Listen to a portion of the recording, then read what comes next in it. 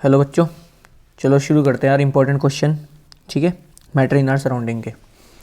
ठीक है, देखो पहला जो इम्पोर्टेंट टॉपिक है ना, एक तो हो गया सेल्सियस और केल्विन वाला। यार ये 100% मान लेना, आना ही आना है।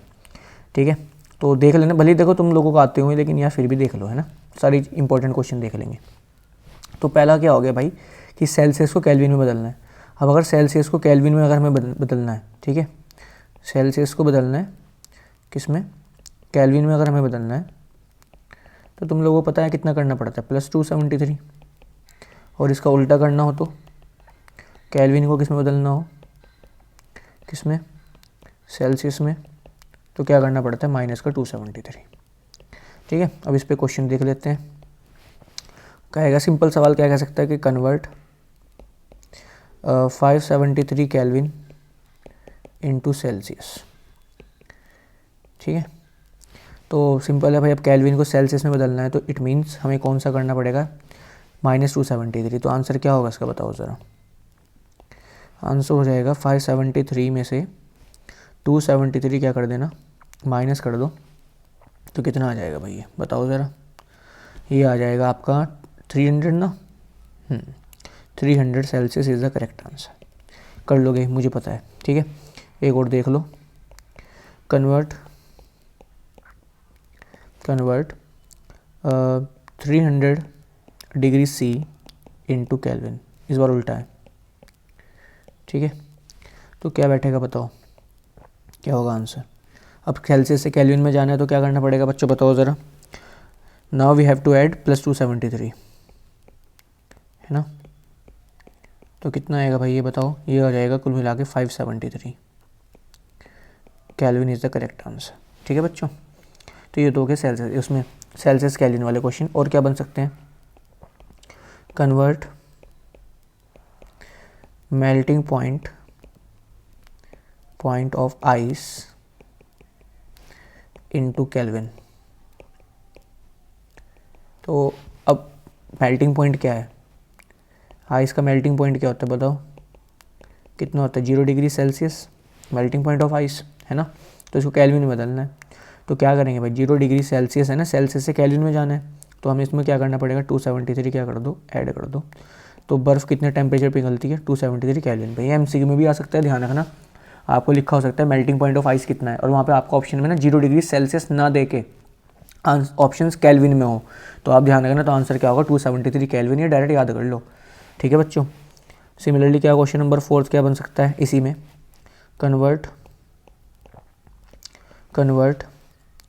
Boiling point of water into kelvin. ठीक है, तुम लोगों को आते होंगे इसलिए थोड़ी स्पीड ज़्यादा कर रखी है। तो कितना क्या सिखाया था मैंने। अब बॉइलिंग पॉइंट क्या होता है बताओ, वाटर का कितना होता है, बॉइलिंग पॉइंट ऑफ वाटर जो होता है वो होता है बच्चों 100 डिग्री सेल्सियस। अब हमें इसको बदलना है केल्विन में, so we have to add 273 in 100, so we get how much, 373 kelvin. तो ये भी आप लोगों को डायरेक्ट याद रख लेना है कि भाई केल्विन जो बॉइलिंग पॉइंट होता है वाटर का केल्विन में, वो कितना होता है, 373 केल्विन। ठीक है बच्चों, तो उम्मीद आपको समझ में आ गया होगा। तो इस तरीके के क्वेश्चंस बनेंगे। क्वेश्चन नंबर 1 ये वाला हो गया, सिंपल सेल्सियस में बदलना है। सेकंड केल्विन में बदलना है। Third convert melting point of ice into kelvin. Question number 4 हो गया convert boiling point of water into kelvin. ठीक है बच्चों, तो ये तो हो गया इंपॉर्टेंट क्वेश्चन ये वाला। और क्या सवाल बनेंगे, अब इससे टॉपिक से अलग क्या बन सकते हैं सवाल, मतलब ये तो हो गया सेल्सियस केल्विन वाला। जो इंपॉर्टेंट क्वेश्चन है वो देखो ज़रा। एक क्वेश्चन होगा ड्राई आइस वाला, बहुत इंपॉर्टेंट क्वेश्चन है। आपसे पूछेगा कि what is dry ice, what is dry ice. तो क्या लिखेंगे बोलो, पता है तुम लोगों को ऑलरेडी भाई, याद है ना, मैंने बताया था ड्राई आइस याद है कि CO2 को, भाई CO2 जो होती है वो किस फॉर्म में मिलती है, कार्बन डाइऑक्साइड गैस की फॉर्म में। अगर हम उसको गैस की फॉर्म से बदल के अगर हम उसको सॉलिड फॉर्म में बदल लें तो हम उसको ड्राई आइस कहते हैं, है ना। यानी मैं कह सकता हूँ सॉलिड CO2 कह लो या सॉलिड फॉर्म ऑफ CO2, ये ज़्यादा बेटर रहेगा। Solid form of CO2 is known as, ठीक है, is known as dry ice. पता है मैं क्यों लिख रहा हूँ इतना सारा कुछ, मुझे पता है कि हमारे बच्चे लिखने में ही गलती करेंगे वहाँ पे, इसलिए मैं चाह रहा हूँ कि तुम्हें चीज़ें रटी भी मिल जाए, ज़्यादा बेहतर है। तो ड्राई आइस क्या होता है, solid form of CO2 is known as dry ice. अच्छा हम इसको ड्राई क्यों कहते हैं पता है ना, इसको इंपॉर्टेंट क्वेश्चन है कि why it is called dry, इसको ड्राई क्यों कह रहे हैं, बिकॉज देखिए जो नॉर्मल बर्फ़ होती है, जो नॉर्मल आइस है वो पिघलेगी तो भाई मेल्ट करेगी, तो वो आइस किस में बदलेगी पहले, वाटर में, है कि नहीं है। लेकिन जो ड्राई आइस होती है ना, जब ये मेल्ट करती है तो ये वाटर में लिक्विड फॉर्म में बदलती ही नहीं है, ये डायरेक्टली किस में कन्वर्ट हो जाती है, सॉलिड से सीधा गैस में। जबकि नॉर्मल आइस क्या थी, वो नॉर्मल आइस होती है सॉलिड से जाती है किस में, वाटर में, लिक्विड फॉर्म में, यानी सॉलिड से लिक्विड जो नॉर्मल बर्फ होती है। लेकिन जो ड्राई आइस है वो सॉलिड से सीधा किस में जाती है, किस में, ये जाती है गैस फॉर्म में। तो इसीलिए हम इसको ड्राई कहते हैं, ठीक है। तो ड्राई क्यों कहते हैं, because it directly convert into gaseous form, है ना बच्चों। It does not convert into liquid form, ये बात ध्यान रखना, इंपॉर्टेंट है बच्चों। और अगर आपसे पूछ ले कि भाई तो हम किसी भी गैस को, चलो खैर इस क्वेश्चन को मैं बाद में डिस्कस कर लूँगा, ठीक है। तो ये क्वेश्चन इंपॉर्टेंट है, व्हाट इज ड्राई आइस, और हम इसको ड्राई क्यों कहते हैं, ठीक है। तो ये बात ध्यान रखिएगा तुम लोग, ठीक है बच्चों। तो ये जो पॉइंट है ना, ये वाला, ये कि हम इसको ड्राई क्यों कहते हैं, तो इसको देख लेना एक बार, ठीक है। तो solid form of CO2 is known as dry ice. और ये ड्राई क्यों होती है, क्योंकि ये कभी भी जब भी पिघलेगी तो लिक्विड में नहीं बदलती, सीधा किस में बदलती है, गैस में, यानी सॉलिड से सीधा गैस। क्लियर होगी, तो ये बात ध्यान रखना, इंपॉर्टेंट है। आपसे पूछ लेगा भाई सब्लिमेशन क्या होता है, ये इंपॉर्टेंट है भाई, तुम लोगों को पता ही है व्हाट इज सब्लिमेशन और इसके एग्जाम्पल, सब्लिमेशन और इसके एग्जाम्पल, है ना। और इसमें सवाल और भी बनेंगे बढ़िया बढ़िया। तो भाई सब्लिमेशन क्या होता है, तुम्हें ऑलरेडी पता होगा इस बारे में, क्या होता है सब्लिमेशन। सब्लिमेशन में क्या होता है भाई, जो सॉलिड होता है डायरेक्टली किस में कन्वर्ट होता है, the process in which solid directly convert into gas या वेपर्स, कुछ ही कह लो। तो इसी प्रोसेस को हम लोग क्या कहते हैं, सब्लिमेशन कहते हैं। The process in which solid directly convert into gas is known as sublimation, ठीक है बच्चों, ये बात ध्यान रखना। एग्जाम्पल भाई बहुत सारे एग्जाम्पल है, कपूर, ये तो घर में पूजा करते हैं हम लोग, कपूर सबसे बढ़िया एग्जाम्पल है। जलाओगे तो सीधा कपूर जो होता है सॉलिड से सीधा किस में बदलता है, गैस फॉर्म में। तो बढ़िया बढ़िया एग्जाम्पल ही तो मेन है, डेफिनेशन तो यार जमाना चलेगा, डेफिनेशन नहीं पूछता पाछता, वो एग्जाम्पल पूछेगा। तो एग्जाम्पल क्या है, कैम्फर, सब पढ़ा रखा है ऑलरेडी, ठीक है। कपूर हो गया, और कौन से थे, नैप्थलीन की बॉल्स, अगर याद हो किसी को, बहुत प्रैक्टिस करवाई थी मैंने इसकी। नैप्थलीन बॉल्स पता है ना, वाइट कलर की बॉल्स होती हैं, ध्यान रखना। और क्या थे, और इवन ये देखो सॉलिड, ये ड्राई आइस भी तो इसी का एग्जाम्पल है सब्लिमेशन का। और अमोनियम क्लोराइड बहुत इंपॉर्टेंट है भाई, बहुत पूछता है अमोनियम क्लोराइड के बारे में। अमोनियम क्लोराइड, एंथ्रासीन, बहुत सारे एग्जाम्पल हो सकते हैं। तो ये 4-5 एग्जाम्पल आप लोग याद रखना सब्लिमेशन के, ठीक है बच्चों। चलो तो ये हो गया आपका क्वेश्चन नंबर 6। अब बात करते हैं क्वेश्चन नंबर 7 की, ठीक है। अब क्वेश्चन नंबर 7 क्या है कि आपसे वो पूछ सकता है कि भाई हाउ कैन यू सेपरेट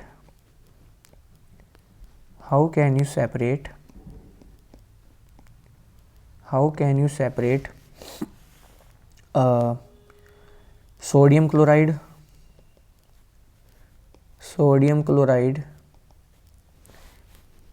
ठीक है, एंड अमोनियम क्लोराइड। अब सोडियम क्लोराइड, यार ये मत कहना कि सोडियम क्लोराइड क्या होता है भैया, भाई सोडियम क्लोराइड बताया तो था, नमक, घर का नमक, ये तो जो चैप्टर चल रहा है करंट में, एटम्स एंड मॉलिक्यूल, उसमें भी बताया था। खैर फॉर्मूला बनाया था सोडियम क्लोराइड का, NaCl, अगर याद हो। तो भाई क्या हो सकता है, तो कुल मिला के how can you separate sodium chloride and ammonium chloride, तो सिंपल कहना है बाय सब्लिमेशन, बाय हीटिंग करेंगे, सिंपल बाय हीटिंग। भाई तुम्हें पता है ना, सोडियम क्लोराइड और अमोनियम क्लोराइड में अगर आप हीट करोगे दोनों को, भाई दोनों मान लो मिक्सचर है, एक कटोरी लो, कटोरी में सोडियम क्लोराइड भी है और अमोनियम क्लोराइड भी है, ठीक है बच्चों। अब अगर आपको इनको अलग अलग करना है तो इसको हीट करो।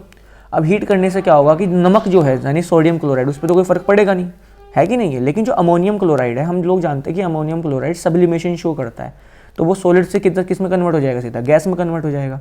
तो अमोनियम क्लोराइड तो उड़ गया हीट करने से, है कि नहीं, जैसे कपूर उड़ जाता है, तो बस बच गया कटोरी में सोडियम क्लोराइड रह जाता है। तो सोडियम क्लोराइड अलग हो गया, अमोनियम क्लोराइड अलग हो गया। तो सिंपल हीट कर दीजिए बाय हीटिंग अमोनियम क्लोराइड, क्या होगा,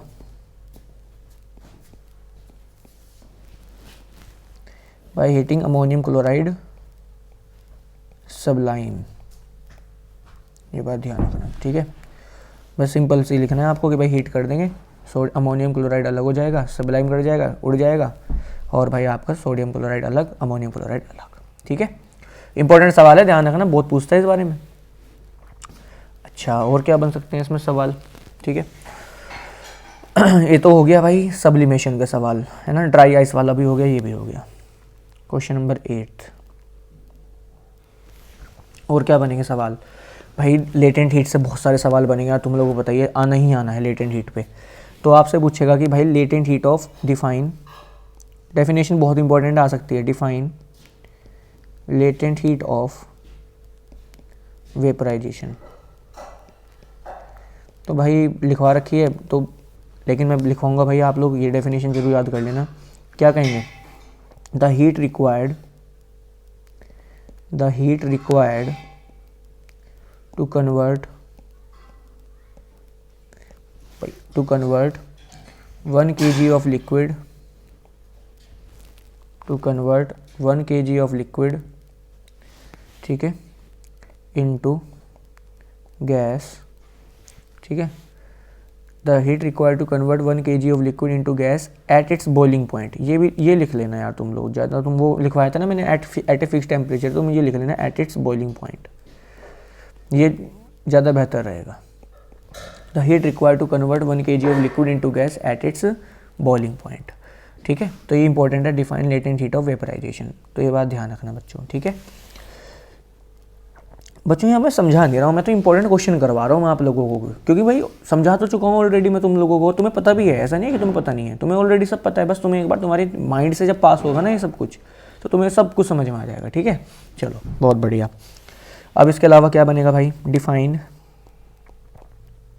डिफाइन लेटेंट हीट ऑफ, क्या होगा, फ्यूज़न, बिल्कुल।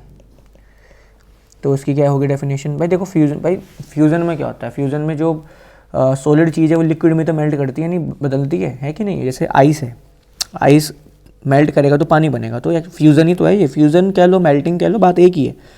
तो क्या होती है latent heat of fusion, it is the heat required to convert 1 kg of solid into liquid at its melting point। तो ये मतलब ये वर्ड बहुत ज़्यादा बेहतर है बच्चों, मुझे ज़्यादा बेहतर वर्ड लगा, एट इट्स मेल्ट, वो लिखवाए ना एट इट्स फिक्स टेम्परेचर, उसकी जगह तुम लोग लिखना एट इट्स मेल्टिंग पॉइंट, ठीक है। इसमें फ्यूज़न में, और उसमें क्या लिखना बच्चों, एट इट्स बॉइलिंग पॉइंट, और इसमें लिखना एट इट्स मेल्टिंग पॉइंट, ठीक है। बहुत बढ़िया, समझ में आ रहा होगा तुम लोगों को, समझ में क्या है तो ऑलरेडी पता ही है तुम लोगों को। क्वेश्चन नंबर 10, मैंने बहुत सारे सवाल तुम्हारे लिए ढूंढ रखे हैं, अभी तो मैं मोटे मोटे सवाल करा रहा हूँ, फिर मैं तुम्हें बुक के बहुत बढ़िया बढ़िया टुगेदर विद के सवाल भी करा दूंगा, ठीक है। अच्छा, इसके अलावा क्या है, ध्यान देना, आपसे एक सवाल पूछेगा कि भाई जब भी कोई स्टेट चेंज होती है, जैसे मान लो सॉलिड से किस में बदल रहे हैं, लिक्विड में बदल रहे हैं, ठीक है, लिक्विड से बदल रहे हैं गैस में बदल रहे हैं, तो सॉलिड से लिक्विड में बदलोगे, लिक्विड से गैस में बदलोगे, तो आपको हीट देनी पड़ेगी, है ना। उसी को तो लेटेंट हीट कहते हैं। लेटेंट हीट पता है ना क्या होता है, लेटेंट हीट वो होती है जो हीट हमें चाहिए होती है किसी स्टेट को दूसरी स्टेट में बदलने के लिए, है कि नहीं है, याद है कि नहीं है, मैंने बताया था आप लोगों को कि भाई किसी भी स्टेट को अगर आपको बदलना है, मान लो फॉर एग्जाम्पल सॉलिड से लिक्विड में बदलना है या लिक्विड को गैस में बदलना है, तो आपको हीट देनी पड़ेगी, और जो हीट आप दोगे उसी को हम लेटेंट हीट कहते हैं। तो लेटेंट हीट हमेशा किस लिए दी जाती है, किसी भी स्टेट को बदलने के लिए, सॉलिड को लिक्विड में, लिक्विड को गैस में बदलने के लिए, मैंने बता रखा है। सवाल ये है कि यार जब तुम लेटेंट हीट दे रहे हो, आप तो हीट दे रहे हो ना, ठीक है, तो उसका टेम्परेचर क्यों नहीं बढ़ता। फॉर एग्जांपल कि मान लो पानी का टेम्परेचर 100 डिग्री सेल्सियस है और आप लगातार उसको क्या दे रहे हो, हीट दे रहे हो, तो मैं सवाल पूछ रहा हूँ कि 100 से 101, 102 क्यों नहीं हुआ, वो टेम्परेचर फिक्स ही क्यों है? लेटेंट हीट हम जब दे रहे हैं तो टेम्परेचर क्यों नहीं बढ़ता? सवाल ये है। पता है तुम्हें ऑलरेडी, मुझे पता है, तुमने पता हो या ना पता हो, रट रखा तुमने जरूर है, मुझे पता है इस बारे में। सवाल ये है कि लेटेंट हीट देने से वाई, एक सेकेंड, ठीक है, तो क्या था क्वेश्चन कि Y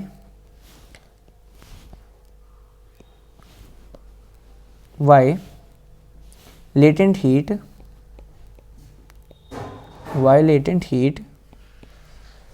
does not increases the temperature। बच्चों भी तो मैं तुम्हें और बेहतर तरीके से पढ़ाऊंगा अगले साल बच्चों, 10th क्लास में इसी तरीके से पढ़ाया जाएगा, डायग्राम्स की हेल्प से, बढ़िया तरीके से। तुम लोग भी ये कहोगे भैया मज़ा आ गया, बिल्कुल सच बता रहा हूँ।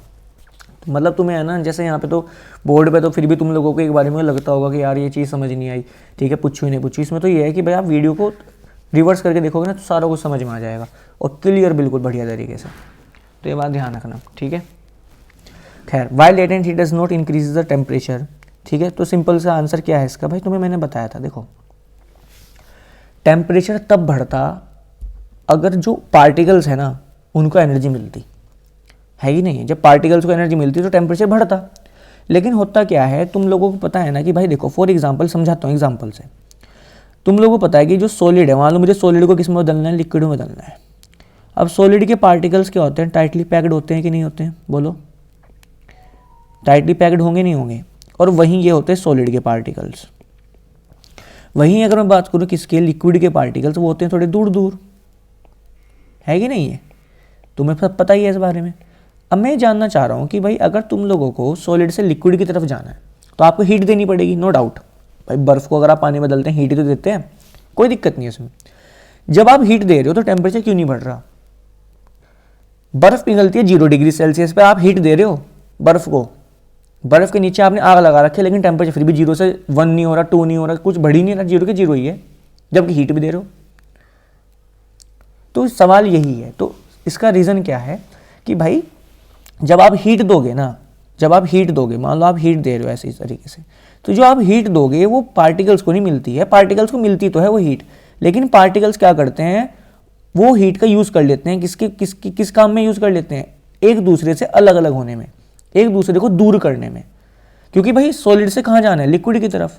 अब सॉलिड से अगर हमें लिक्विड की तरफ जाना है तो हमें पार्टिकल्स को दूर दूर करना पड़ेगा, उनकी अट्रैक्शन को कम करना पड़ेगा। तो सारी की सारी जो एनर्जी हमने दी, सारी की सारी जो हीट हमने दी, वो सारी की सारी पार्टिकल्स को दूर करने में यूज हो जाती है। एट द एंड मैं गया उनके पास, पार्टिकल के पास माइक लेके, मैंने और भाई हीट लेके कैसा लगा, तो पार्टिकल ने क्या कहा, अरे भाई कहे की हीट, जो हीट मिली थी हमें वो सारी की सारी तो हमने यूज़ कर ली, तो हमारे पास तो कुछ बचा ही नहीं। तो इसी वजह से पार्टिकल के पास कोई एनर्जी नहीं बचती, क्योंकि जो एनर्जी हमने दी थी वो सारी की सारी पार्टिकल्स को दूर करने में यूज़ हो जाती है। तो इसीलिए टेम्परेचर नहीं बढ़ पाता बच्चों। उम्मीद आपको समझ में आया होगा। तो कुल मिला के इसका आंसर क्या हो सकता है, बताओ ज़रा, मैंने बताया था आप लोगों को। तो इसका आंसर क्या हो सकता है बच्चों,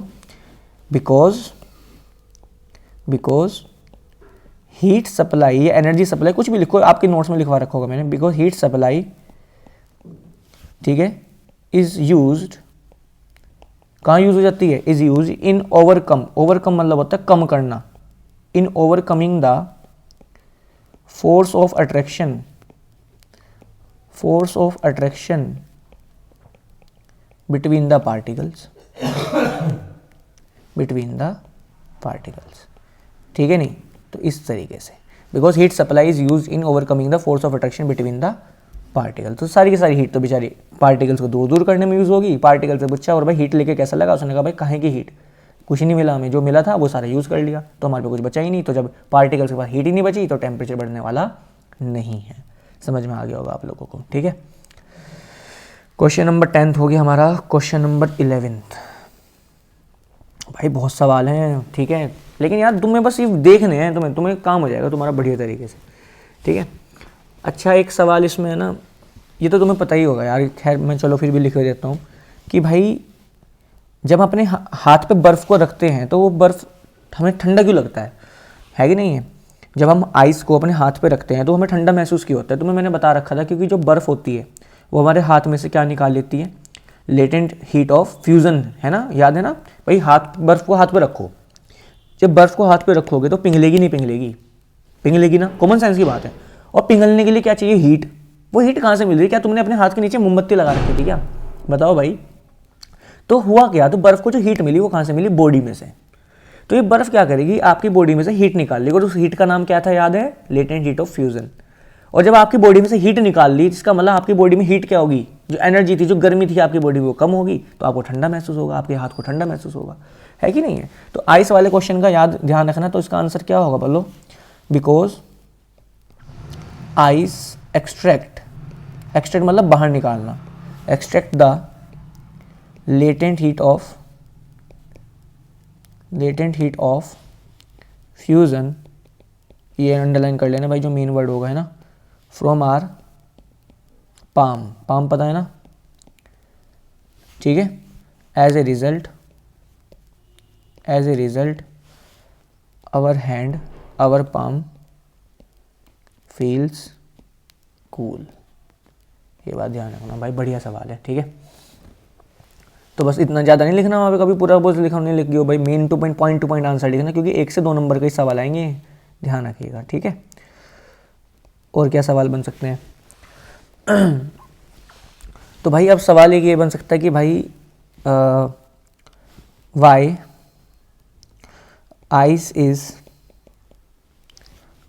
एट 0 डिग्री सेल्सियस, ठीक है, why ice at 0 degree Celsius produce more cooling,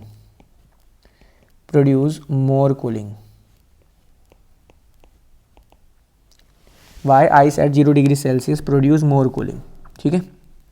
पता है तुम लोगों को कि आइस जो होती है, देखो एक हो गया ठंडा पानी, एक होगी बर्फ़। आपको मान लो कोल्ड ड्रिंक को क्या करना है, कोल्ड ड्रिंक को ठंडा करना है। तो भाई कोल्ड ड्रिंक को ठंडा करना है, मान लो मार्केट से कोई कोल्ड ड्रिंक लेके आया और उसको ठंडा करना है, तो आपके पास 2 ऑप्शन है, एक बर्फ़, एक ठंडा पानी। तो आप किसका यूज़ करोगे, कॉमन सेंस की बात है, बर्फ़ का ही यूज़ करोगे भाई। तो सवाल वही तो है कि भाई ऐसा क्यों है, ठंडा पानी क्यों नहीं। तो भाई सिंपल सी बात यह है कि मान लो एग्जाम्पल के तौर पे ये कोल्ड ड्रिंक है, ठीक है बच्चों, इस तरीके से कोल्ड ड्रिंक होगी। अब हालांकि इस तरीके से कोल्ड ड्रिंक तो नहीं होती है ना, चलो खैर। तो मुझे बताओ, अब ये कोल्ड ड्रिंक, इसके अंदर कोल्ड ड्रिंक है, ठीक है बच्चों। अब कोल्ड ड्रिंक है तो कोल्ड ड्रिंक के अंदर तो हीट है ना, अभी तो कोल्ड ड्रिंक तो गर्म है, इसका मतलब उसके अंदर हीट है। अब आपने मान लो रख दिया क्या, बाहर रख दी इसके टच में बर्फ़, क्या रख दी बच्चों, बर्फ़ रख दी।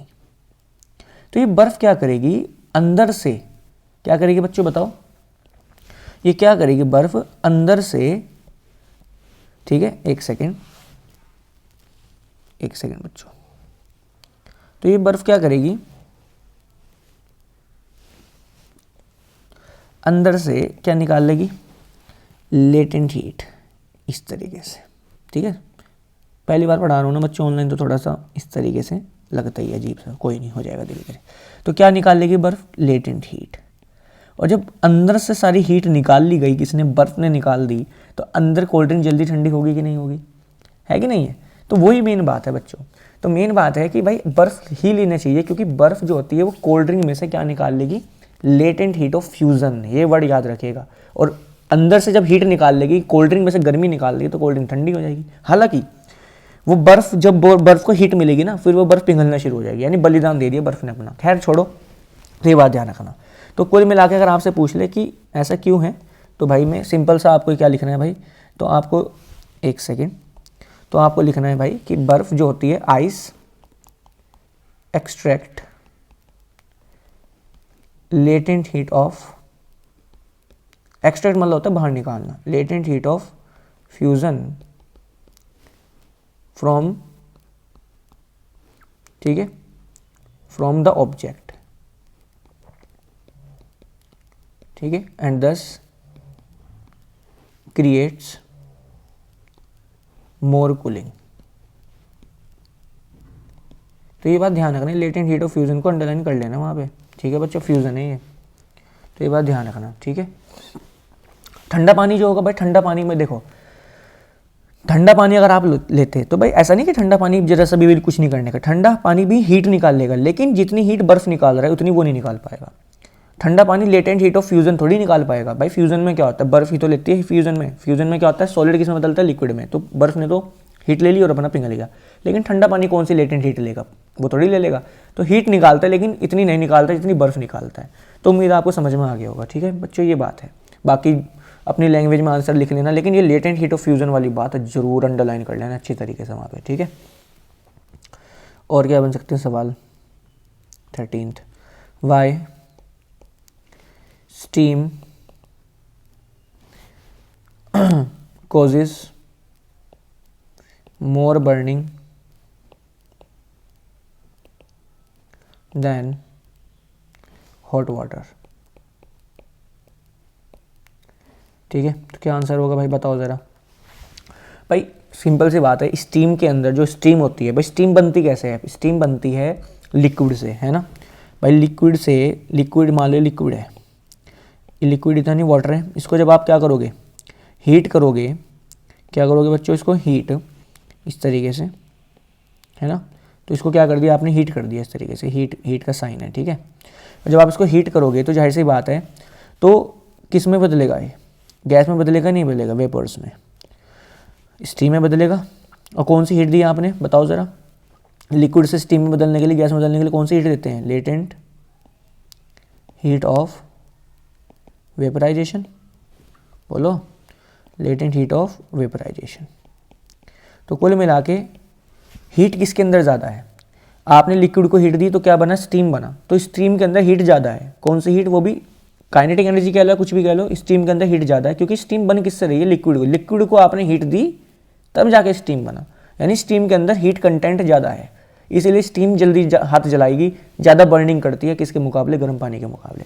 तो आप क्या लिख सकते हैं, because steam is formed when latent heat of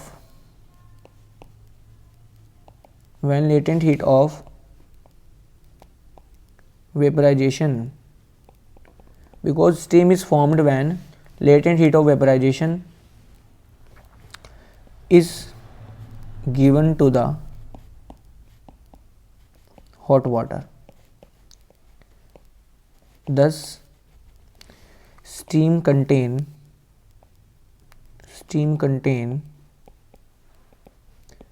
more heat content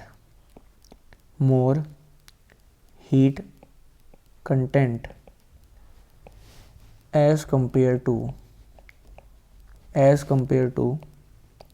hot water, बात समझे कि नहीं समझे, तो ये बात ध्यान रखना। सो स्टीम कॉज मोर burning.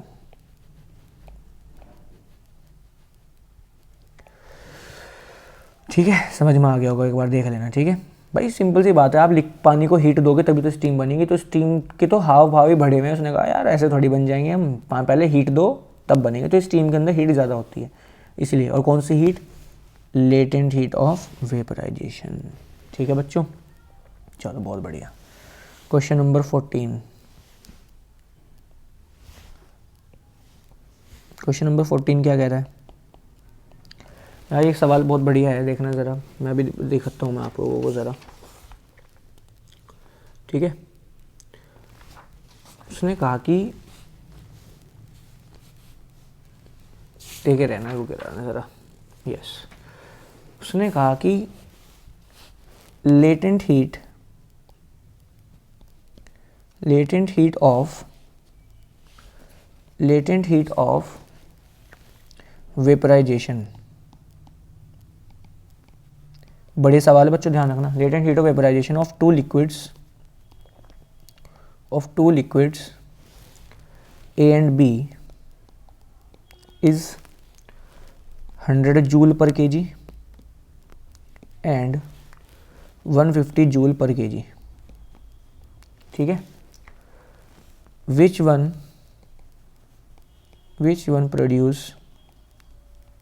produce more cooling effect।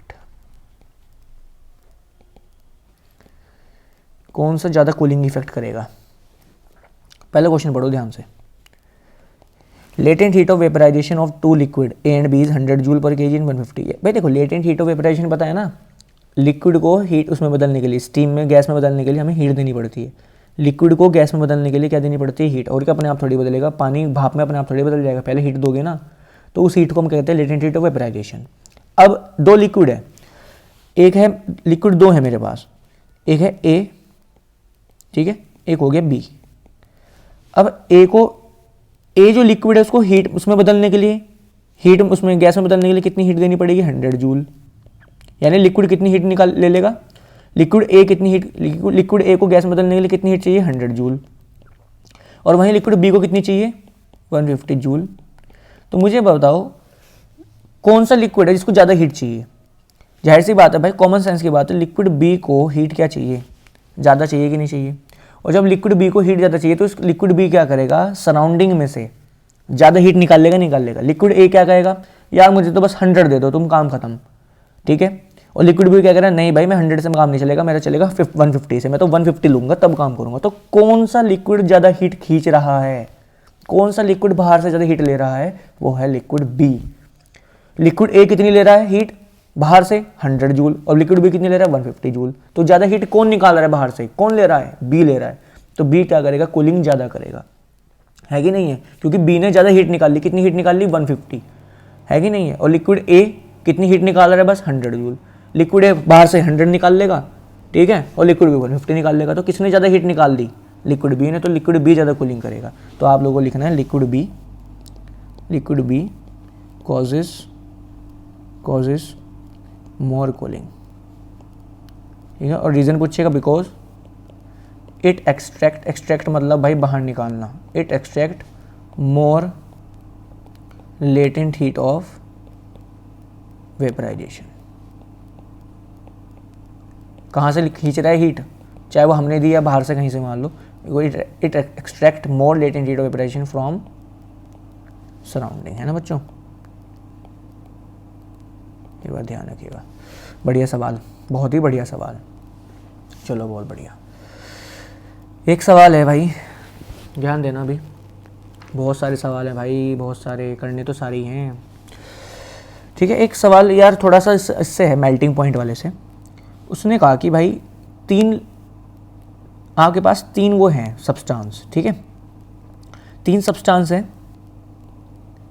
3 substance हैं, ए, बी एंड सी, ठीक है।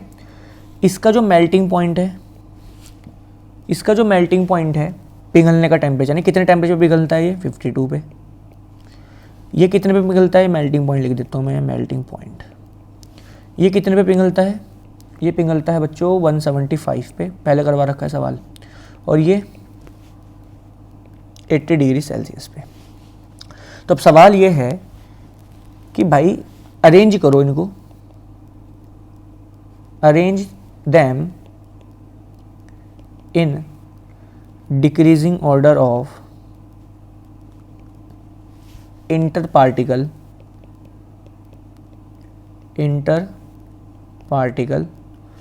Force of attraction.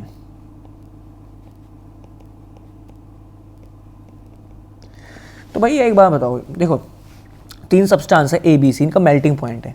अब देखो यार, इसका मतलब तीनों तो सॉलिड ही तो हैं ये भाई। मेल्टिंग पॉइंट मतलब मेल्ट करना, पिघलता कौन है? सॉलिड तो पिघलता है नहीं। ए बी सी तीनों सॉलिड है। ए जो पिघल रहा है वो पिघल रहा है 52 डिग्री सेल्सियस पे, नहीं आराम से लिक्विड में बदल गया। बी 175 पे और सी 80 पे। ये पूछा है कि भाई arrange them in decreasing order of inter particle force of attraction, यानी किस सब्सटेंस में, ए बी सी में से किस सब्सटेंस में फोर्स ऑफ अट्रैक्शन सबसे ज़्यादा है, किसमें सबसे कम है? किसके बीच में फोर्स ऑफ अट्रैक्शन? पार्टिकल्स के बीच में। इंटर पार्टिकल मतलब होता है पार्टिकल्स के बीच में। फोर्स ऑफ अट्रैक्शन सबसे कम किसमें, सबसे ज़्यादा किसमें? यार कॉमन सेंस की बात है।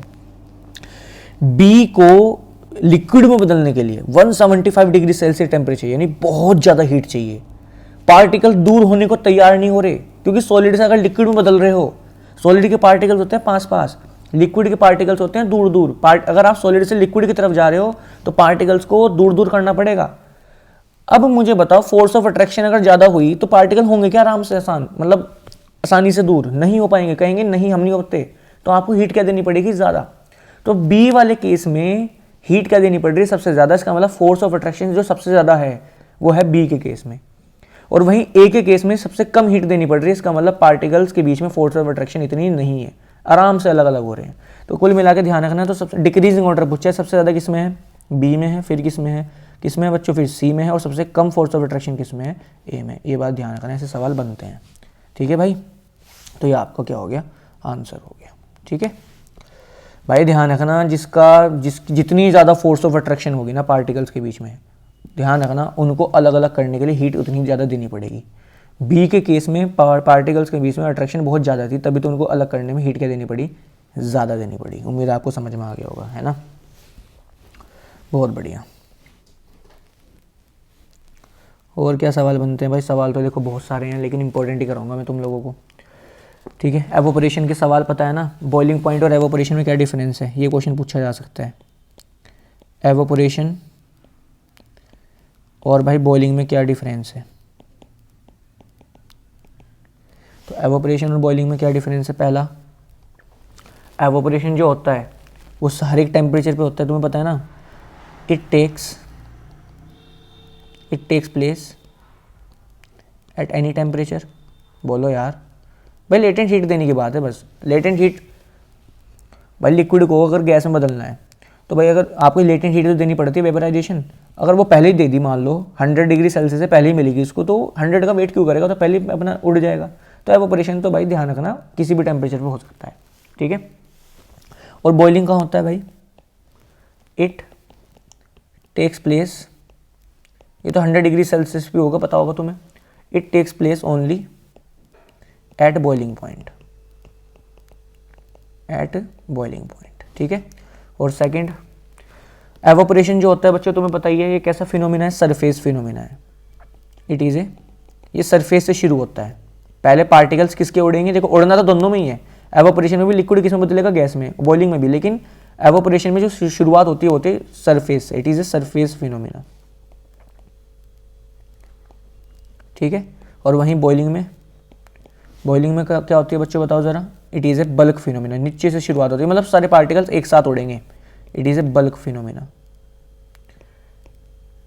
ठीक है, और भाई तुम्हें पता ही है एवोपरेशन जो होता है कूलिंग करता है, इट कॉजेज कूलिंग। ठीक है, लेकिन जो आपका ये एवोपरेशन बॉइलिंग होता है वो कूलिंग करता नहीं है, it does not cause cooling. और भाई तुम्हें कुछ पता हो तो लिख लेना, मैंने बहुत बता रखा है तुम्हें। ठीक है बच्चों, चलो। अच्छा, तुम्हें पता ही है भाई एवोपरेशन कितने फैक्टर पे डिपेंड करता है। एवोपरेशन जो डिपेंड करता है 4 फैक्टर पे, है ना। पहला, टेम्परेचर, जितनी ज़्यादा टेम्परेचर दोगे एवोपरेशन उतना ही ज़्यादा होगा, है कि नहीं है।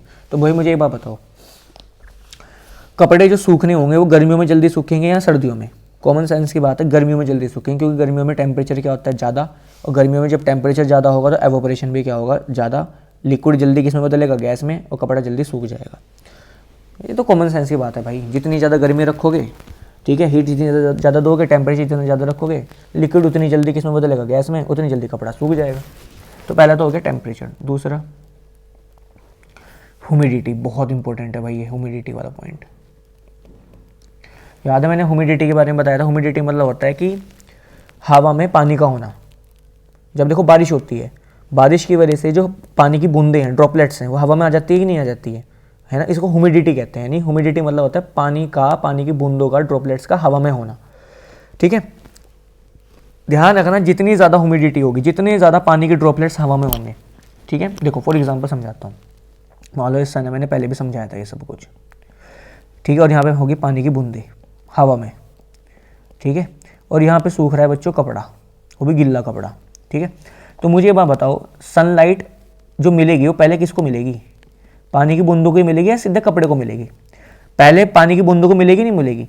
तो इस चक्कर में क्या होता है, कपड़े के पास जो सनलाइट आती है, हीट आती है, वो कम आती है। उस चक्कर में कपड़ा बहुत देर में सूखता है। तो ये बात ध्यान रखना, क्योंकि हीट नहीं मिल पाती ना, एवोपरेशन कहाँ हो जाएगा फिर भाई। एवोपरेशन तभी होगा जब हीट मिलेगी, लेटेंट हीट मिलेगी।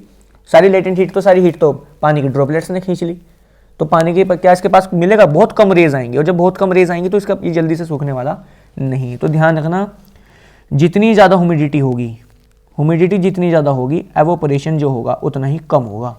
H मतलब ह्यूमिडिटी, E मतलब एवोपरेशन। जितनी ज़्यादा ह्यूमिडिटी, पानी की बूंदें जितनी ज़्यादा होंगी हवा में, वो नीचे धूप को जाने नहीं देंगी, इसलिए नीचे जब धूप नहीं जाएगी कपड़ा देर में सूखेगा। ये बात ध्यान रखना। तो रेनी सीजन में जब बारिश का मौसम होता है तो भाई कपड़ा देर में क्यों सूखता है? वही क्योंकि रेनी सीजन में ह्यूमिडिटी क्या होती है? ज़्यादा होती है, पानी की बूंदें बहुत ज़्यादा होती हैं हवा में, है कि नहीं है? तो आपसे एग्जाम में पूछ सकता है कि भाई कपड़े जो होते हैं रेनी सीजन में क्यों? तो आपको पॉइंट टू पॉइंट आंसर लिखने हैं बच्चों की। रेनी सीजन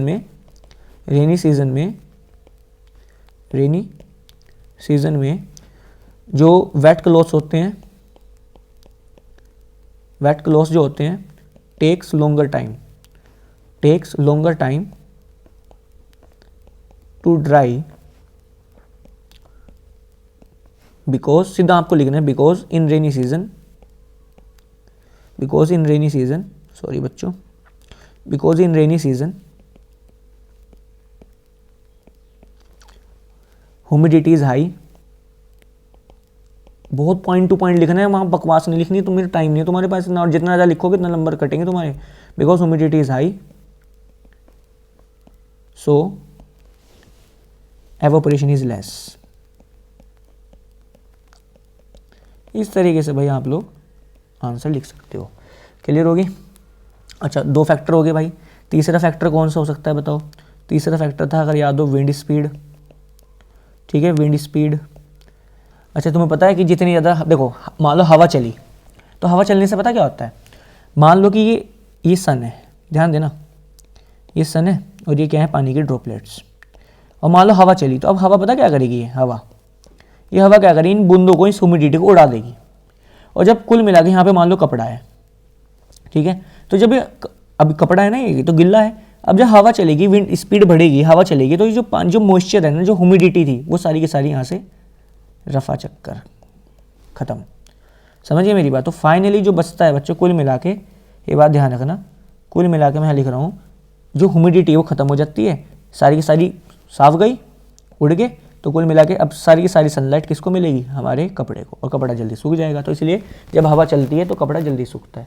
ठीक है, तो आपको बस, लेकिन एग्जाम में ज़्यादा नहीं लिखना है, आपको बस ये लिखना है कि विंड स्पीड बढ़ने से, हवा की स्पीड बढ़ने से एवोपरेशन जल्दी होता है। बस कुछ नहीं लिखना कि ह्यूमिडिटी उड़ जाएगी, कुछ नहीं लिखना, बस आपको पॉइंट टू पॉइंट लिखना है कि भाई हवा चलने से कपड़ा जल्दी क्यों सूखता है। तो आपको लिखना है बिकॉज विंड की स्पीड बढ़ने से, because on increasing the wind speed evaporation will become, ठीक है, हाइयर। ठीक है, आप लिख सकते हो। ठीक है, तो इस तरीके से आप लोग अपनी लैंग्वेज में आंसर लिख सकते हो। ठीक है भाई, तो मैंने आपको समझा दिया।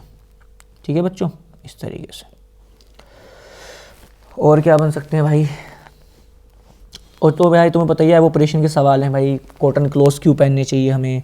ठीक है, अच्छा तुम्हें तो पता ही होगा यार ये चीज़ कि घड़ा, पानी में घड़ा डालोगे तो वो सॉरी घड़े में अगर पानी डालेंगे तो क्यों जल्दी पानी ठंडा हो जाता है। तो भाई आपको पता है ना, मैंने बताया था कि घड़े में छोटे छोटे पोर्स होते हैं, उन पोर्स में से लगातार पानी बाहर निकलता है।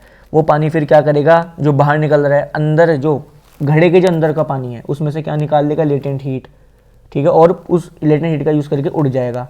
बाहर का पानी तो उड़ गया, लेकिन अंदर के पानी में से हीट निकाल ली कि नहीं निकाल ली, है कि नहीं? तो इस चक्कर में वो क्या हो जाएगा? ठंडा हो जाएगा। तो ये बात ध्यान रखिएगा। ठीक है, तो ये सवाल है सेम टू सेम। एक सवाल ये भी बनता है बच्चों कि गर्मियों में लोग रोड पे और छत पे पानी क्यों छिड़कते हैं, स्प्रिंकल क्यों करते हैं पानी को? कॉमन सेंस की बात है भाई। पानी छिड़केंगे तो क्या होता है? जो पानी होगा वो छत में से क्या निकाल लेगा? लेटेंट हीट ऑफ वेपराइजेशन, और उस हीट को लेके पानी उड़ जाएगा। और पानी उड़ने से कोई दिक्कत नहीं है। तो मुझे बताओ, छत में से जो लेटेंट हीट निकाल ली गई, तो उस चक्कर में छत में से जो हीट है, छत की जो हीट है, गर्मी है, वो कम हो जाएगी नहीं हो जाएगी? तो इसलिए हमारा रूम ठंडा हो जाएगा। सेम टू सेम रोड की बात है कि नहीं है बच्चों? तो इस तरीके के सवाल में यही आपको लिखना है।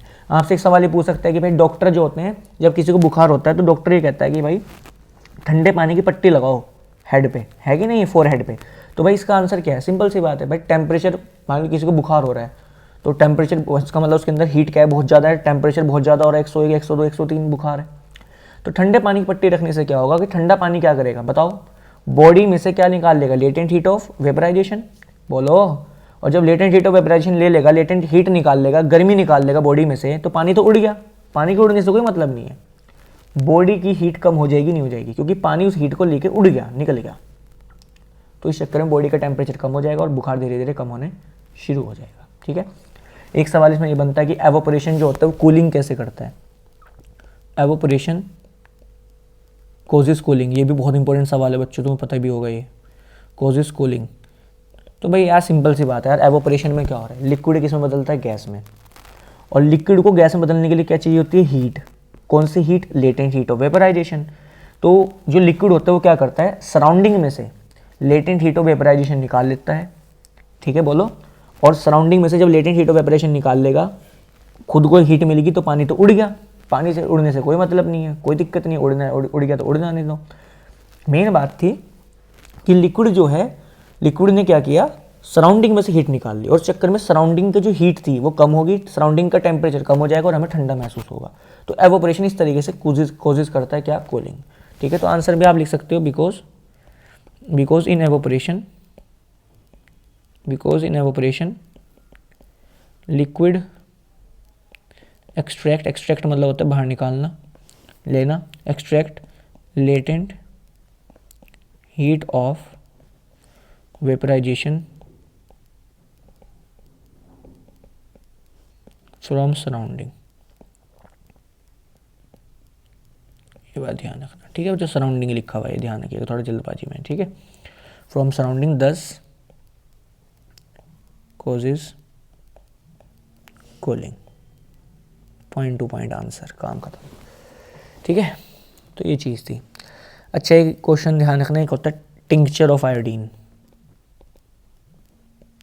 अगर आपसे पूछ ले टिंक्चर ऑफ आयोडीन क्या होता है, तो भाई सिंपल सी बात है, तो एक इसमें इसका आयोडीन और अल्कोहल का मिक्सचर,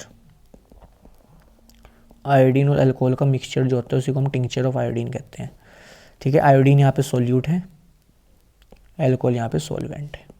अब बच्चों मैंने वो सवाल नहीं कराया कि बताओ परफ्यूम की स्मेल उड़ जाएगी तो वही परफ्यूम दूर से ही क्यों, मतलब उसकी खुशबू दूर से क्यों आ जाती है। तो सिंपल ऐसे क्वेश्चनों में आपको लैंग्वेज नोट्स में से पढ़ लेना। बाकी यही है कि due to the process of diffusion, due to the process of diffusion, और जो मेन वर्ड होगा उसको अंडरलाइन जरूर करना है, ठीक है, ध्यान रखना। तो ये बात ध्यान रखिएगा, ठीक है। अच्छा एक बात ध्यान रखना, आपसे पूछ सकता है कि भाई जो गर्म खाना होता है उसकी खुशबू दूर से आ जाती है, ठंडे खाने की खुशबू मतलब उसके पास जाना पड़ता है हमें स्मेल करने के लिए, तो ऐसा क्यों है। तो आपको लिखना है कि डिफ्यूज़न, टेम्परेचर बढ़ने से डिफ्यूज़न भी बढ़ता है। तो टेम्परेचर जब ज़्यादा होगा, भाई गर्म खाना है तो टेम्परेचर ज़्यादा होगा तो डिफ्यूज़न भी ज़्यादा होगा, तो पार्टिकल तेज भागेंगे, खुशबू वाले पार्टिकल्स, और दूर से ही मेरी नोज़ के अंदर एंटर कर जाएंगे और मुझे दूर से खुशबू आ जाएगी। तो मेन जो चीज़ है वो है कि diffusion increases with increase in temperature, अगर टेम्परेचर बढ़ेगा तो डिफ्यूज़न भी बढ़ेगा। तो ये बात ध्यान रखिएगा, ठीक है बच्चों। तो उस चक्कर में जो खुशबू होती है वो दूर से आ जाती है गर्म खाने की, क्योंकि गर्म खाने का टेम्परेचर ज़्यादा, डिफ्यूज़न ज़्यादा होगा, पार्टिकल तेज भागेंगे और दूर से ही हमारे नोज़ में एंटर करेंगे और खुशबू आ जाएगी। ठंडे खाने का टेम्परेचर कम तो डिफ्यूज़न कम होगा, तो भाई पार्टिकल्स की एनर्जी भी कम होगी, स्पीड भी कम होगी, तो पार्टिकल्स मेरी नोज़ में एंटर होने वाले नहीं, मुझे ही जाना पड़ेगा। तो ये बात ध्यान रखिएगा, ठीक है बच्चों।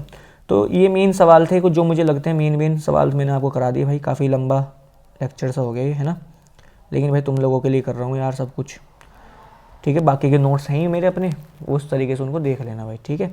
हो सकता है कुछ इंपॉर्टेंट सवाल मुझसे छूटे गए हों, लेकिन भाई जो मेन है वो मुझे ये लगते हैं कुछ मैंने ओरली डिस्कस कर लिए, ठीक है बच्चों। तो ये बात ध्यान रखना, चलो मेहनत करते रहो बच्चों, ठीक है। और मुझे बताना ज़रा एक्सपीरियंस कैसा लगा। देखो यार वीडियो पूरी देखनी है सबको, ठीक है।